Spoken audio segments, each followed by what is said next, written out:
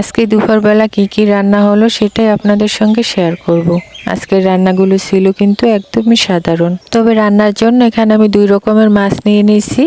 তো একটা হলো চাটকা মাছ আর একটা হলো পাঙ্গাস মাছ, আর সঙ্গে আছে পাঙ্গাস মাছের ডিম। আর 2 রকমের মাছই কিন্তু আমি একটু আলাদা আলাদা রান্না করব। আর এখানে নিয়ে নিয়েছি মিষ্টি কুমড়া, চিংড়ি মাছ দিয়ে একটু ঝোল রান্না করব। মিষ্টি কুমড়া চিংড়ি মাছ দিয়ে ঝোল রান্না করলে খেতে কিন্তু খুবই ভালো লাগে। আর রান্নার জন্য নিয়ে নিয়েছি পেঁয়াজ কুচি, কাঁচামরিচ, চিংড়ি মাছ, আর নিয়ে নিয়েছি জিরা রসুন বাটা। তো সব কিছু রেডি করে এখন মাটির চুলায় আগুন ধরাই দিলাম। তো আজকে আমি 2 চুলায় রান্না করব। এক চুলায় ভাত বসাই দিয়েছি, অন্য চুলায় আমি তরকারি রান্না করব। গ্রামের বাড়িতে প্রায়ই এরকম 2 চুলায় রান্না হয় দুপুরবেলা। আর এরকম 2 চুলায় রান্না করলে রান্নাটাও তাড়াতাড়ি হয়ে যায়। তো প্রথমে আমি পাঙ্গাস মাছগুলো খুব ভালোভাবে একটু ভেজে নেব লাল লাল করে। এরপরে মাছের ডিমটা দিয়ে দিলাম। মাছের ডিমটা আমি আলাদা করে রান্না করব না, এই মাছের সঙ্গেই রান্না করব। তো মাছের পিসগুলো একটু লাল লাল করে ভেজে নিয়েছি। পাঙ্গাস মাছের পিসগুলো একটু লাল লাল করে শক্ত করে ভাজলে খেতে ভালো লাগে। তো এরপরে মাছের ডিমটা আমি খুব ভালোভাবে একটু উল্টে পাল্টে ভেজে নিলাম। তো এখন মাছটা একটা সাইডে রেখে আমি মিষ্টি কুমড়োটা রান্না করে নেব। সেজন্য চুলায় একটা কড়াই বসাই দিয়ে দিলাম সয়াবিন তেল, চিংড়ি মাছ আর পেঁয়াজ কুচি দিয়ে হালকা একটু ভেজে নিয়ে দিয়ে দিলাম অল্প একটু পানি। এরপরে দিয়ে দিলাম হলুদের গুঁড়া, মরিচের গুঁড়ো আর লবণ দিয়ে খুব ভালোভাবে মশলাটা কষাই নিব। এখানে অতিরিক্ত আর কোনো মশলা দিব না। এরপরে কেটে ধুয়ে রাখা মিষ্টি কুমড়াগুলো দিয়ে খুব ভালোভাবে জাল করে নেব, যাতে করে কিছুটা সেদ্ধ হয়ে আসে। তো একটা ঢাকনা চাপা দিয়ে দিলাম। তবে এখানে মিষ্টি কুমড়ার ভিতরে একটু চিনি ব্যবহার করছি, যেটা দেখাতে একদমই ভুলে গেছি। তো খুব ভালোভাবে সেদ্ধ হয়ে গেছে। এখন দিয়ে দিলাম পরিমাণ মতো ঝোল। ঝোলের পরিমাণটা আমি একটু বাড়াই দিয়েছি, কারণ মিষ্টি কুমড়া একটু ঝোল ঝোল রান্না করলে খেতে ভালো লাগে। তো অন্যদিকে আমার ভাত হয়ে গেছে, তো সেই চুলায় আমি এখন পাঙ্গাস মাছটা রান্না করব। এর জন্য চুলায় কড়াই বসাই দিয়ে দিলাম সয়াবিন তেল, পেঁয়াজ কুচি। আর এদিকে মিষ্টি কুমড়াটাও কিন্তু প্রায় হয়ে আসছে।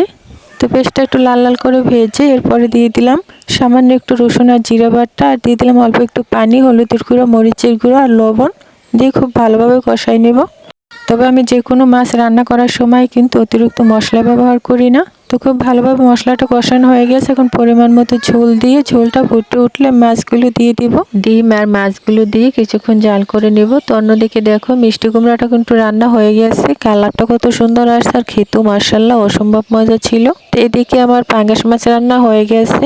আজকে সব তরকারিগুলো এত মজা ছিল যেটা বলে বোঝানো যাবে না।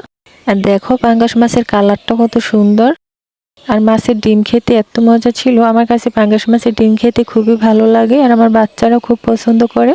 তো পাঙ্গাস মাছ আর মিষ্টি কুমড়া রান্না হয়ে গেছে। এখন আমি ঝাটকা মাছটা রান্না করব। আসলে এই মাছটাকে অরিজিনালি কী নামে ডাকে সেটা জানি না, তো যাই হোক এটা মাছ সেটাই জানি। তো মাছটাকে খুব ভালোভাবে একটু লাল লাল করে ভেজে নিচ্ছি। এখন পাঙ্গাস মাছ রান্নার মতো একইভাবে আমি দিয়ে দিলাম পেঁয়াজ কুচি আর অল্প পরিমাণে জিরা রসুন বাটা দিয়ে খুব ভালোভাবে ভেজে নেব।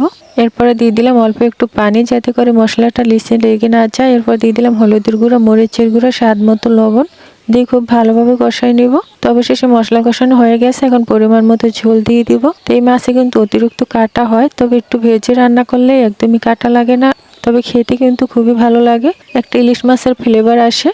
তো ঝোলটা যখন ফুটে উঠছে তখন মাছগুলো দিয়ে আমি প্রায় 5 থেকে 6 মিনিটের মতো জাল করে একদম ঝোলটা টানা টানা করে ফেলবো, একদম মাখো মাখো করব। এই পর্যন্ত ভিডিওটা ভালো লাগলে চ্যানেলটা সাবস্ক্রাইব করে পাশে থাকবেন আর সুন্দর একটা কমেন্ট রেখে যাবেন, যাতে করে আপনাদের আইডিগুলো খুব তাড়াতাড়ি ঘুরে আসতে পারি। তো অবশেষে মাছ রান্না কিন্তু হয়ে গেছে।